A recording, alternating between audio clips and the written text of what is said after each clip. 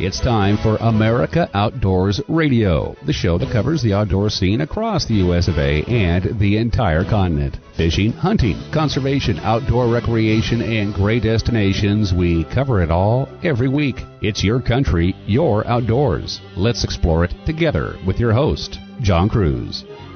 Welcome aboard. I've got to tell you, the next hour is going to be a lot of fun, but the hours after that are going to be even more fun for my daughter Faith and I, because we are hopping on an Alaska Airlines flight and flying to Ketchikan, Alaska, home of our affiliate AM 920 KTKN. The reason we're going there? Because we are taking a float plane from there to Prince of Wales Island and Sportsman's Cove Lodge. This will be our third time there together. I went another time with my son a few years back, and it's always a good time at Alaska's Best Lodge. It's not just the great fishing for halibut and for salmon and for cod and more. Oh no, it's the staff, it's the people, it's the great hospitality, and oh yes, the fantastic food. Seeing bears and whales and eagles and just immersing yourself in the wilderness of Alaska, yeah, that's a big bonus too.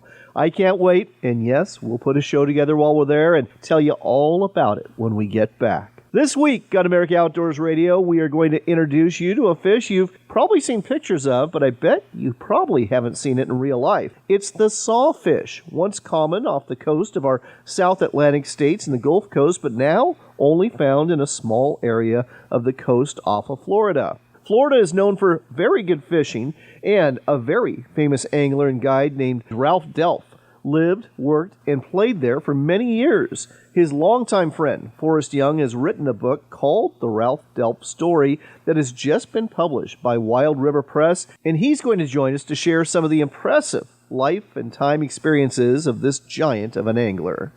If you haven't been to Little Rock, Arkansas for a while, I've got a great reason for you to go between July 29th and the 31st.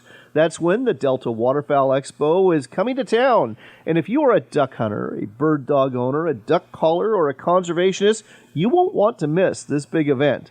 Brad Heidel with Delta Waterfowl will join us later in the program to tell you more about it. And he's also helping us give away 3 pairs of tickets to this expo.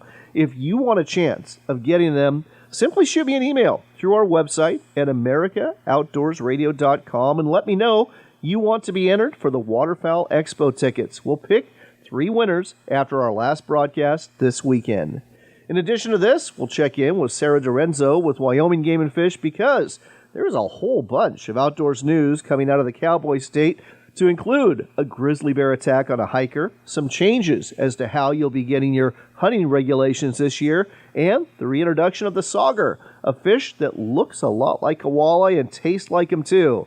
And they are going into a big reservoir in the state. We'll top things off today with another record fish, and yes, it is once again another state record catfish. We'll tell you where it was caught and who the lucky angler was who reeled it in at the end of our show today.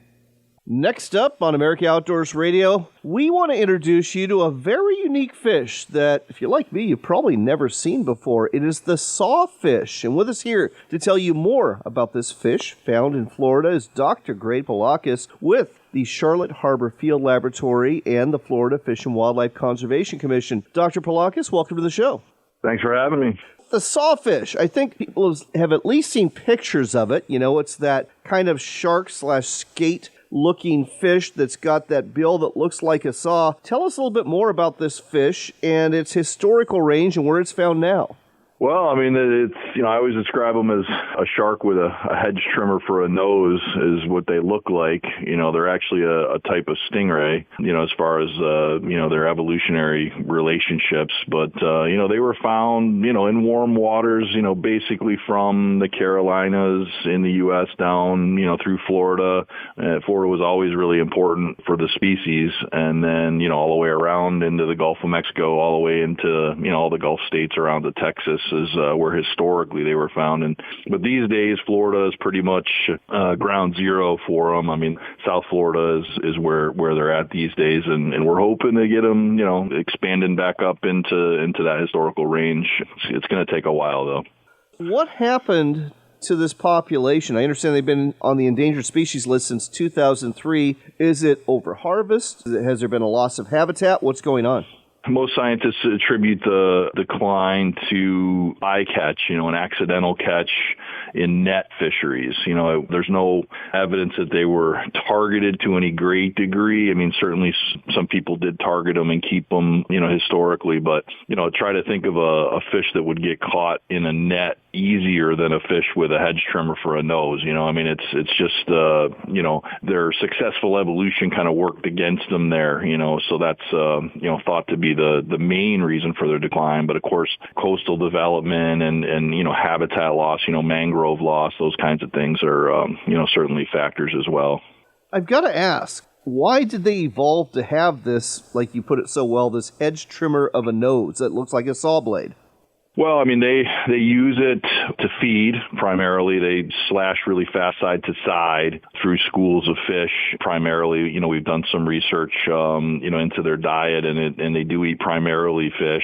And, obviously it's a formidable defense weapon as well if they, they get targeted by a shark or, another predator. But they grow really fast, so they don't have a whole lot of natural, predators. So that's a good thing and will bode well for recovery, I think.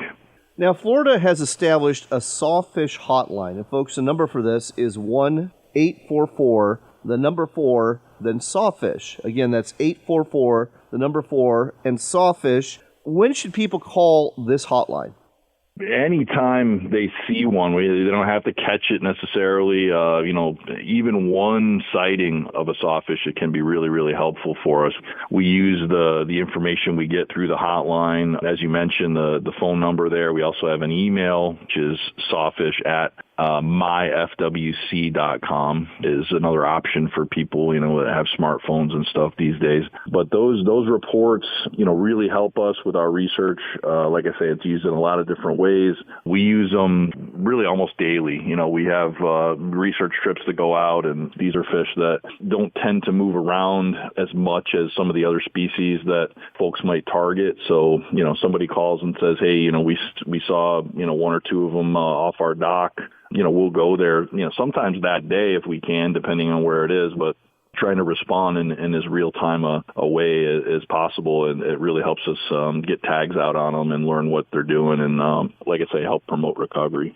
Last question for you. If somebody's out there fishing off the Florida coast or somewhere else in the area and catches a sawfish, obviously they can't keep it. It's an endangered species. What are some tips to help safely release it? Yeah, leave the sawfish in the water, try to untangle it. A lot of times they'll, kind of do the spin deal and kind of get that saw wrapped up. So, as long as it's safe, try to unwrap that, any of that line or leader that's, that's around the fish. And then, cut the line as close to the hook as safely possible. Usually you can get some pictures or whatever during that process, but, try to avoid dragging them to shore and using gas or anything like that, tying them up. Any of that stuff is just discouraged. Leave them in the water and, release them and then, enjoy that memory. I've talked to many people and they remember where and when they were, when they caught a sawfish. It's certainly a memorable catch for sure. And then call the hotline or email us, and let us know about it. All right. Well, I know I would certainly love to see one of these spectacular looking fish. The hotline again, folks, is 1-844, the number 4 sawfish. That's 844, the number 4 sawfish. And hopefully you'll be lucky enough to see one of these sawfish too. And if you catch one, release it safely. Dr. Polakis, thanks for sharing this with us today on America Outdoors Radio. Thanks, man.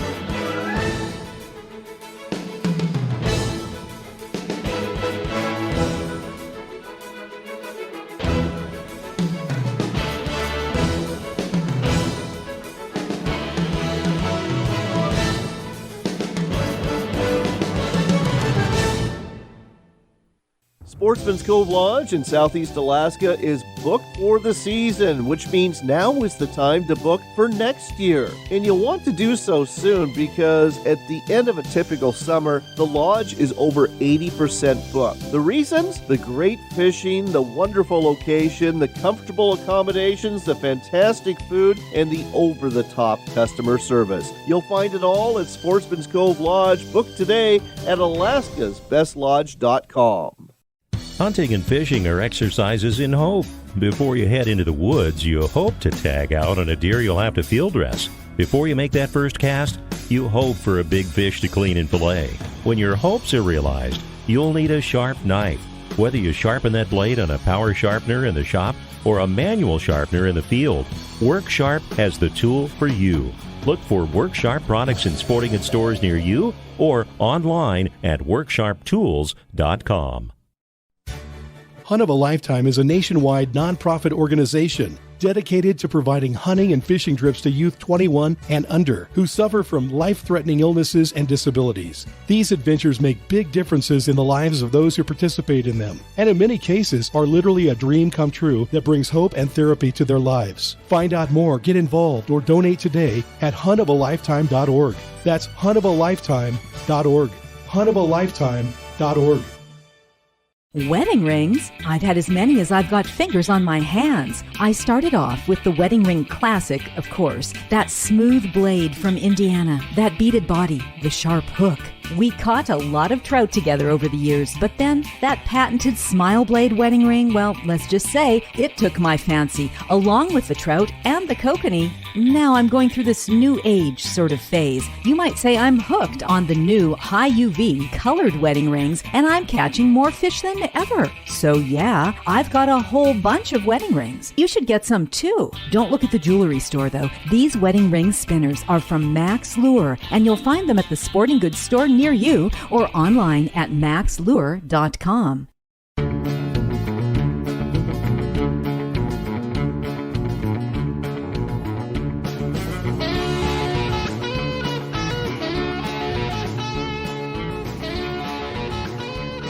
Welcome back to America Outdoors Radio. We've got Forrest Young on the line coming at us today from Marathon, Florida. He is the author of a new book available from Wild River Press called Master Angler, the Ralph Delph Story. Forrest, welcome to the show. Hey, John, thanks for your time. Looking forward to having a chat with you. I was reading some information about the book, and Ralph Delph accomplished a lot as an angler in his lifetime, but I've never heard of this guy before. Who was Ralph Delph, and how did you get to know him? Ralph was probably the premier light tackle fishing guide, if not in the world, certainly in South Florida. I met Ralph when I was just a young fella. My father-in-law chartered Ralph on a trip that I was able to get a rare date. It's very difficult to get into his schedule because back then he was probably the most in-demand guide in the Keys. And we were able to secure a spot where somebody had canceled at the last minute. We ran down there on our first trip, and it was just fantastic. And I fished with him then for the next 40 years. Oh, my goodness. What did he like to fish for? What were most of his trips? I understand he did a lot of light tackle shark fishing, but what else did he go after? Ralph was unusual in that he not only pioneered but was expert in many different kinds of fishing. And this ranged from little tiny trout in trickles in Montana and Alberta and British Columbia out to giant bluefin tuna off of Cape Cod or swordfish off the Keys and blue marlin. And then that will also range into tarpon, permit, bonefish, and all of the other highly migratory species that run through the Florida Keys during the various seasons that we have. He was pretty much a master of everything. It was unbelievable. Not only that, I understand that Ralph set a world record and then broke it on the same day tarpon fishing. Share this great story with us. Actually, he did it as a guide. He was guiding Captain Stu Apt. In fact, I just got back from a trip fishing with Captain Stu. And Ralph would guide Stu to these big fish off of Homosassa. And as I recall, many anglers would be fishing with 16-pound tippets and 20-pound tippets. Well, Stu preferred to use 12-pound. And both of those records that are pictured in the book and perhaps in the review that you may have read were caught on a 12-pound tippet, which is basically the same weight line that most guys use for bass fishing. Right. Unbelievable. How big were these tarpon? I don't remember specifically because I don't have the book in front of me, but they were in the 140, 150 pound range, a fish that was beyond 10 to 1. When we were doing records or tournament fishing, any fish that had a 10 to 1 ratio of weight to line breaking strength was an extremely significant catch. If you could use 12-pound test and catch a 120-pound fish, that's a 10 to 1. Whereas the fish that Stu caught were 12 or 14 to 1, which makes it even more impressive. Yeah, color me impressed. Again, especially getting 2 on the same day. Now, something else that Ralph was known for was innovations and inventions when it came to the center console inshore sport fishing boat. What did those boats look like when he started, and what were some of the innovations he brought to the industry?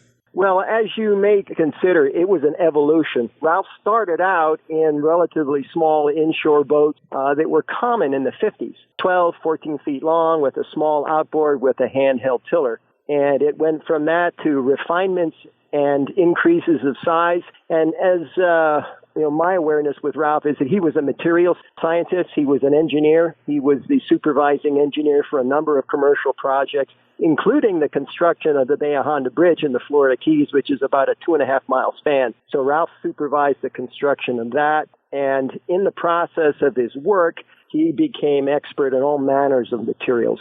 So with this ability and with this ability to design and innovate, I think he's largely responsible for many of the evolutions that has turned into the modern sports fishing center console boat. Very impressive indeed. Now, in addition to all this, I understand that Ralph was one of the first people to test and then start promoting fluorocarbon line, which is definitely one of the most popular lines out there today. Mm-hmm. He represented a number of different tackle manufacturers, and a Japanese company got in touch with him and sent him these big spools of this line. I remember seeing it on his boat. And I asked him, Ralph, what is that stuff? It's some line we're testing, no big deal. And it ended up pretty much taking over the industry in form of leaders for fishing. And I believe the line itself, the invention, was an accident. And the application, this fishing line, was just merely serendipitous. But it's great stuff. I mean, I use it all the time. And, the history behind my buddy being the first guy to use it is pretty cool. We're talking to Forrest Young, the author of Master Angler, the Ralph Delph Story. And as you've just heard, Ralph Delph was one incredible human being and angler.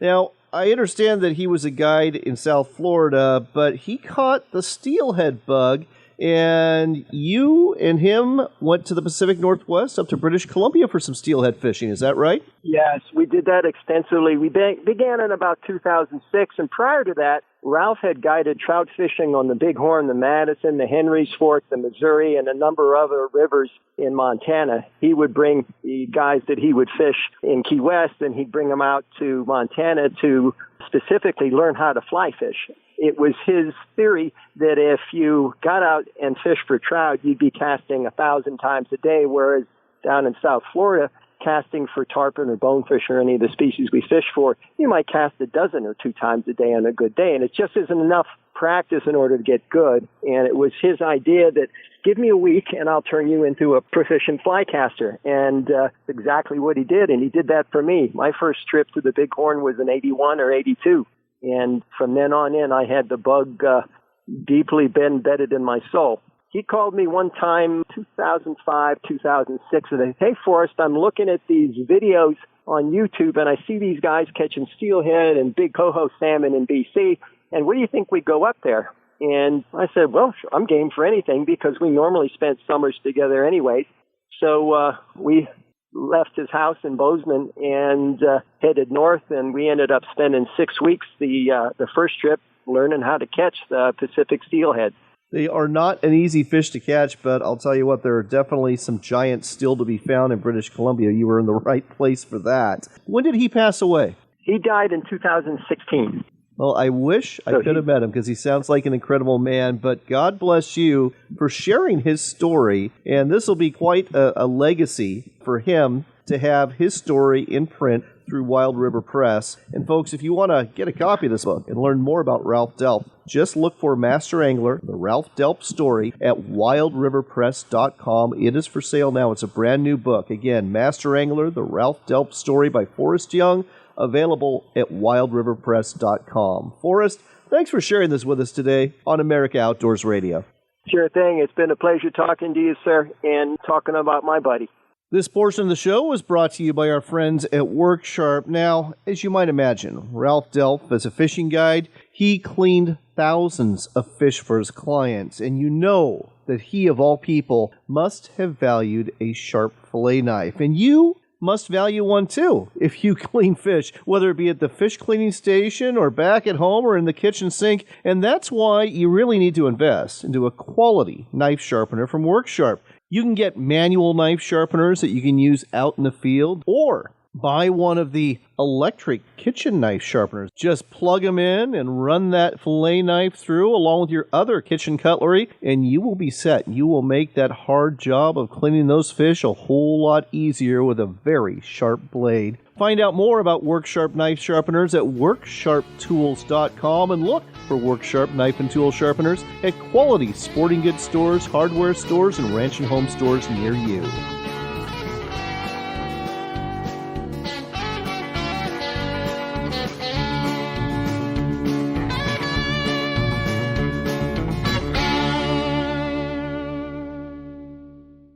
Sportsman's Cove Lodge in Southeast Alaska is booked for the season, which means now is the time to book for next year. And you'll want to do so soon because at the end of a typical summer, the lodge is over 80% booked. The reasons? The great fishing, the wonderful location, the comfortable accommodations, the fantastic food, and the over-the-top customer service. You'll find it all at Sportsman's Cove Lodge. Book today at alaskasbestlodge.com.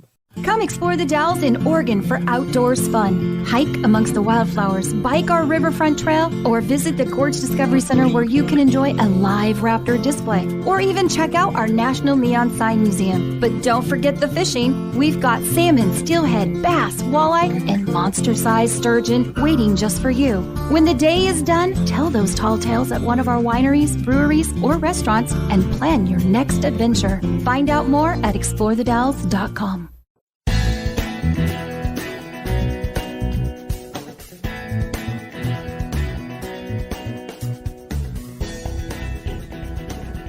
You're back in with America Outdoors Radio. I'm John Cruz. Our next stop is Little Rock, Arkansas. That's where Delta Waterfowl is having their annual expo, July 29th through the 31st at the State Convention Center. And I'll tell you what, Little Rock, one of my favorite cities. It's also the home of our affiliate News Radio FM 102.9 KARN. With us here to tell you more about the Delta Waterfowl Expo is Brad Heidel, the Senior Director of Marketing for this nonprofit organization. Brad, welcome to the show. Thanks so much, John. It's great to be on today. So let's talk about this Waterfowl Expo. Is the public invited? What's going to happen there? Well, I got to tell you, we're really excited about bringing this expo to the Little Rock area. You know, it is one of the number one states for waterfowl hunters in the United States. So we're going to be in the hotbed of waterfowl hunting here in the United States. And absolutely, this is open to the public, and you can purchase tickets right at the door. So it's fairly cheap. It's $10 for adults, and kids 16 and under are free. We want the whole family to come down for the weekend.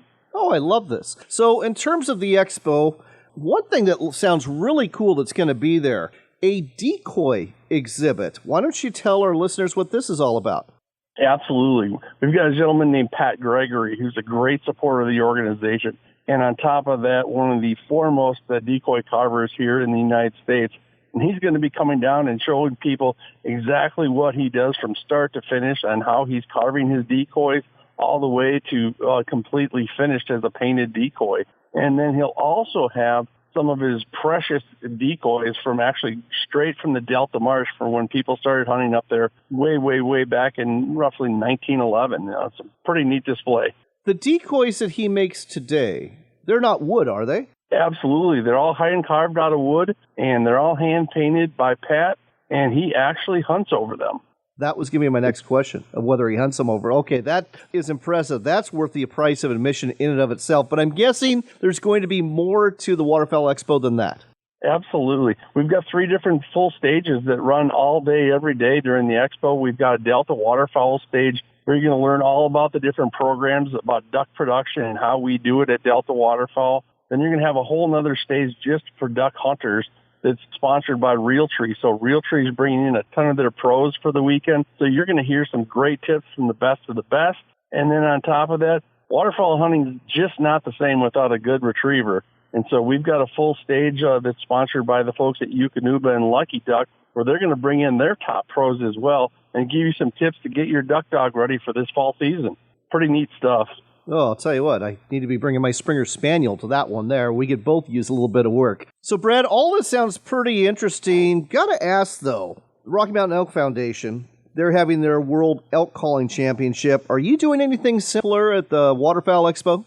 Absolutely, we are. We are actually having the World Championship Cut-Down Duck Calling Contest. It will be there Saturday afternoon. That's going to start at 1 o'clock, and that's going to be presented by Drake Waterfowl and Max Prairie Wings. So that's open to the public. Registration opens up in the morning, so bring your duck calls down, give it a whirl. First prize is $1,000, so that's not chump change. We'd love to have people down and see what they can do. Well, not only is it not chump change, but folks, think about the bragging rights if you come out on top of this one. Absolutely. Next question for you here. Let's talk about Delta Waterfowl and how you differ from that other national organization that's all about ducks, Ducks Unlimited. A great organization, does wonderful things for habitat, but Delta Waterfowl, we are the duck hunters organization, and we are made up of duck hunters, period. And if it doesn't benefit the duck hunter, then we're typically not going to do it. What we do is duck production. So those programs that we have in place are not only research programs to figure out the best ways to put more ducks over decoys, but there's also programs in place such as our predator management programs and our hen house programs where we're directly contributing to the fall flight every year with more and more ducks. Here's something else I'd like to ask you about here, your footprint. You know, a couple decades ago, when I thought of Delta Waterfowl, I always thought of Delta Waterfowl mainly being a Southeast U.S. organization. But your footprint has really expanded. I live in the Pacific Northwest. You've got some very active chapters up here now. We have. We've grown significantly. I can tell you this, that, John, our banquet system really didn't start until 2013. So the organization was basically funded by private donors. And now we have that banquet system in place so people are able to attend those local fundraisers and give locally. But they're also seeing really what we do for the duck hunter in general. We work hard for the duck hunters, really just to put more ducks over decoys. And people are really starting to grasp onto that. Something else I've noticed about Delta Waterfowl is you actually have events at the local and state level where you're recruiting new hunters into the marshes. You're getting not just kids, but adult first-time hunters out there with certain programs and events too, aren't you? We are. One of my favorite programs is what we call our University Hunt program. And this is a program where we go into some of those top universities that have wildlife programs. And I'm 55 years old. So when I was growing up, everybody who went into wildlife, whether they were a biologist or a conservation officer, 100% of those people hunted and fished. Now those people, there's only 30% of those people going into those fields actually hunt and fish. So we go into those universities and we put on a program for them, and we actually take students all the way through from their hunter safety course to time at the range to their very first hunt, and then we teach them how to clean their birds and eat their birds. And these are people that are actually going to be making decisions that directly affect hunters and fishermen well into the future. So they may not hunt or fish again, but at least they have a really good understanding why we're so passionate about what we do.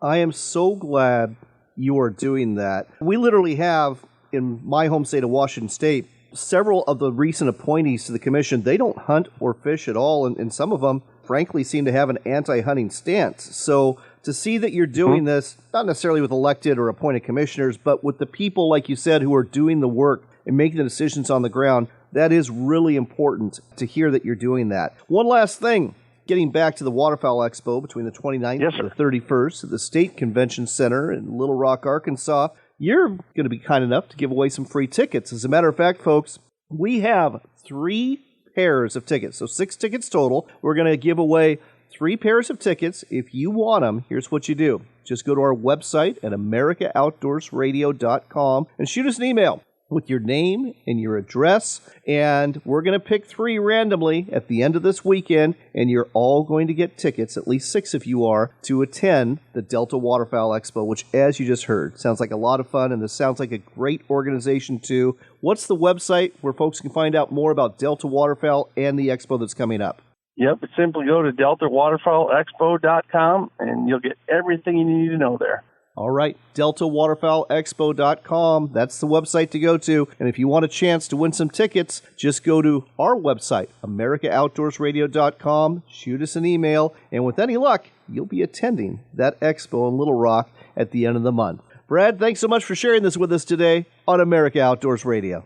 Hey, thanks so much. We appreciate it. You know, a single-shot shotgun is perfect for kids if you're trying to get them into hunting. Matter of fact, the first shotgun I ever used duck hunting was a single-shot 410. Had a hammer on it, shot that for a couple of years, got some teal, got one hen mallard, and then I graduated to a single-shot 20-gauge. Well, after that 20-gauge and me being hooked on waterfowl hunting, I graduated to a side-by-side 12-gauge and then a pump shotgun, and now I seem to shoot quite a few pump shotguns now that I think of it, but it all started out with the single shot. And if you're looking for a starter shotgun, check out what Henry Repeating Arms has to offer. They actually have youth model single shot shotguns in 20 gauge, just like the ones I shot when I was a kid. And if you're trying to get an adult into hunting, they also have single shot 410, 20 gauge, and 12 gauge shotguns available. And the great thing about a single shot is that it's really easy to use. There's not a whole lot required here. This also applies not just for ducks, but for turkey as well. And Henry Repeating Arms has a single shot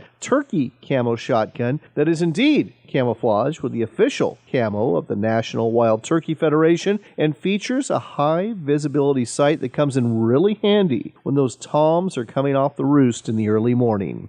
You can check all of these shotguns out at henryusa.com. They're all made in America. They're all rugged, reliable, they shoot straight, and they come with a lifetime satisfaction guarantee. Look for a dealer near you online, and don't forget to ask for your free decals and catalog too. The website again, henryusa.com, for shotguns from Henry Repeating Arms.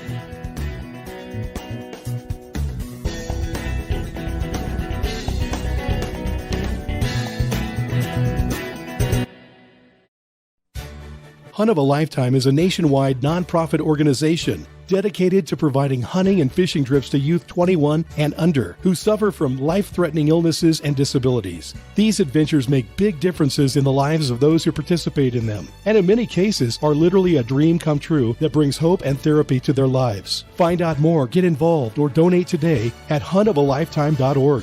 That's huntofalifetime.org. huntofalifetime.org.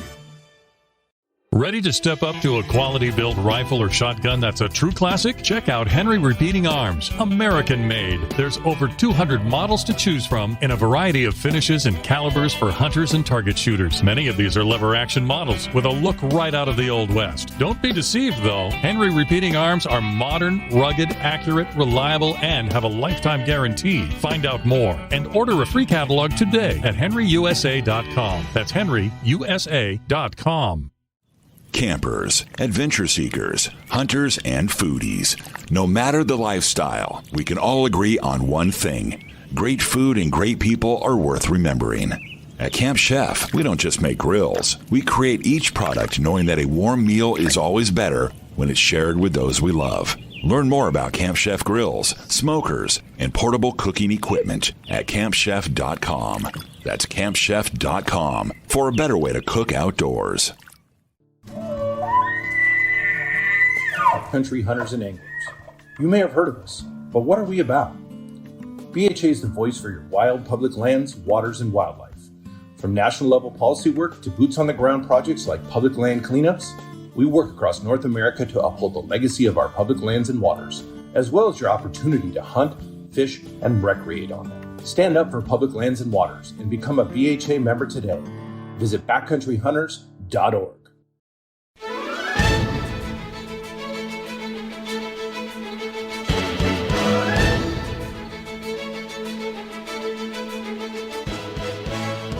Welcome back to America Outdoors Radio. I'm John Cruz. Our next stop today is the Cowboy state of Wyoming, and we've got Sara Dirienzo on the line. She's the Public Information Officer for the Wyoming Game and Fish Department, and as always, there's a whole bunch of news when it comes to the outdoors coming out of Wyoming. Sara, welcome to the show. Thanks for having me back. So let's start off with the most alarming story. I understand last week a grizzly bear attacked a hiker in a surprise encounter in central Wyoming. Tell our listeners more about this. Sure. So unfortunately, a hiker who was visiting Wyoming was involved in a grizzly bear encounter. It was a surprise from what our investigation can reveal, and just surprised the bear, and he was injured and taken to a hospital in Montana for treatment. And I understand he did have bear spray with him. It's just things happened so quickly he wasn't able to deploy it. That's right, yeah. He was very prepared and an experienced hiker, but sometimes in those surprise attacks it just happens so quickly. And so we're really happy that he had bear spray, though, and everyone should continue to keep hiking with bear spray, especially in bear country. Right, and the other piece of advice for you folks out there is make some noise. The whole bear bells thing, I think some people say they work, some people say you find them in grizzly bear scat. I'm not sure about that, but I do know that the last thing you want to do is surprise a grizzly bear at close range, because this is exactly what can happen. Turning to better news, especially for those who like to hunt in Wyoming, I understand the new fall regulations are ready to download. The regulations are ready to download. They're all online, and this is one change from previous years, is that we're not able to mail a copy of the big game hunting regulations to every person who drew a license, as we've done in years past. And this is because the printer of our regulations is experiencing, like many printers around the country, huge supply chain issues because of paper shortages due to the pandemic. So we're not able to print. We usually print about 170,000 regulations, and the supply is just not there this year. So we're encouraging folks to download the regulations and use them online, or download and print them themselves. And if folks don't have printers and then come out here for hunting, we will have some available at regional offices, but it'll be a limited supply. Interesting. It just seems to be, if it's not one thing, it's another. When it comes to the supply chain crisis, it just doesn't seem to go away. Let's turn from hunting to fishing. I understand that Wyoming is reintroducing sauger into Glendo Reservoir. Now, Glendo Reservoir is known as a really good walleye lake in eastern Wyoming. Tell us a little bit about why the sauger is being put in there and how the sauger differs from a walleye, because they sure look a lot like each other. Sure. So Wyoming Game and Fish Department is working to return sauger to some of its native waters. And one of those is the North Platte River system, just upstream of Glendo. And, sauger are super similar to walleye, super similar in the way they look as well, but you can distinguish a sauger from a walleye because sauger have black spots on their dorsal fin and a wider head, and they also don't have a white tip on their tail. Oh, interesting. All right. You may not know this, but I got to ask, how do they eat? Do they taste as good as walleye? They taste just as good as walleye, and in fact, you can catch them in a very similar way, too. If you're interested in pursuing sauger, it's similar to walleye. You can fish for them in the early spring and early summer, and then again in the fall, and their preferred baits are night crawlers, minnows, and jigs. All right, I'll have to put that on my list of species to fish for. Continuing with fish, and in this case, more about biology and conservation. I have heard of tagging fish and then catching them again and trying to figure out their migration patterns, but your biologists are actually using radios to monitor fish. Tell us more about this project.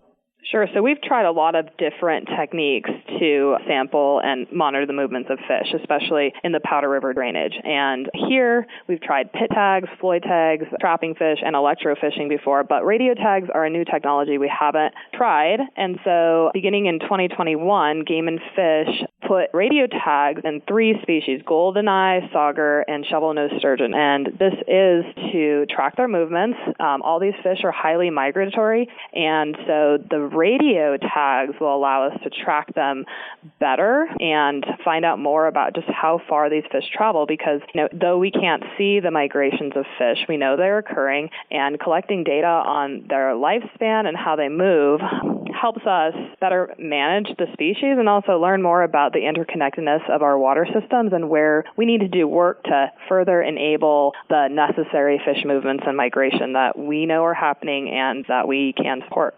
And sticking with fish, sometimes people put fish where they don't belong. I think we've all heard about bucket biologists who decide that they want walleye in a certain lake or perch in a certain lake, and they dump them in there and in the process ruin what is a carefully managed fishery. But other people have other reasons to set fish and other aquatic species free, and these people are usually pet owners who just can't bear to flush their little goldfish down the toilet, so they set it free in a lake, or maybe they're a teacher, and this has happened in several states, who has some crayfish from Louisiana that they had for the school year, and they decide to set them free in the local creek, and all of a sudden we've got invasive species issues, don't we?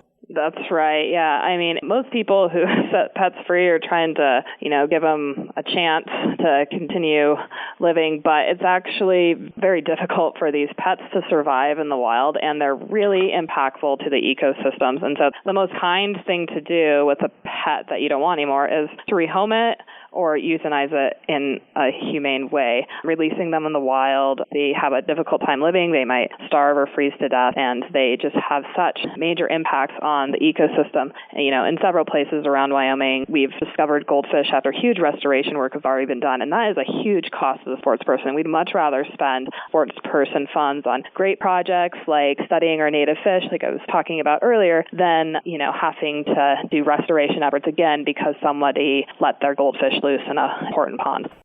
Speaking of goldfish and koi, I used to live next to a 34-acre reservoir, and when I first moved there in the 1990s, it had a whole bunch of big koi, white and orange. I mean, we're talking up to, pound, 2 pounds plus.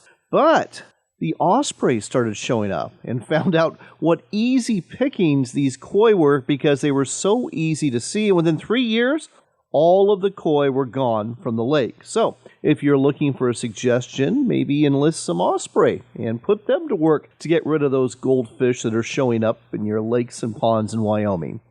Yeah, I mean, it's just a huge cost. It's a huge cost to the sports person. It's a huge cost to any state that has to deal with, an illegally introduced species.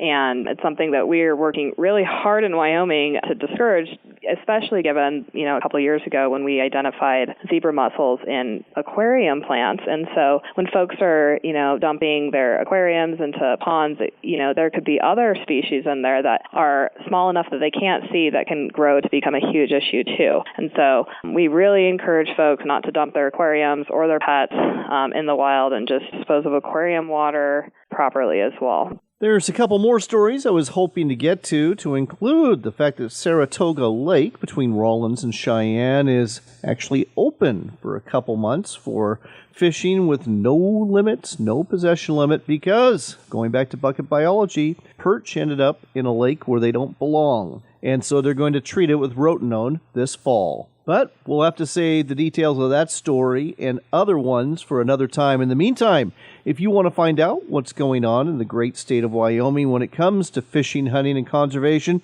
just Google the Wyoming Game and Fish website.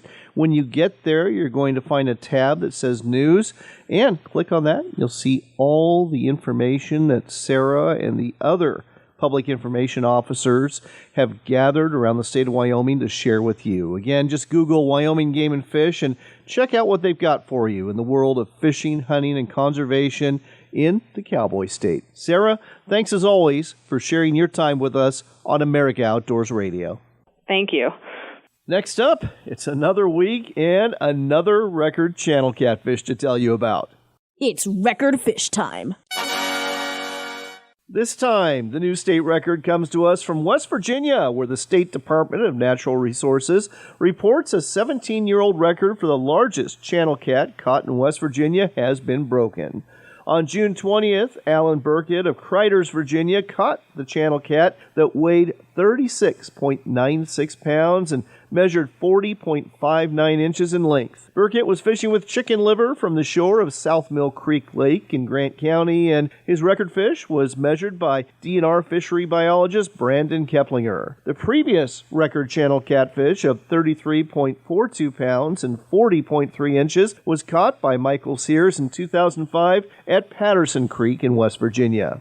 Our thanks to the West Virginia Department of Natural Resources and the Outdoor News Daily for this record fish report. Congratulations on your new record.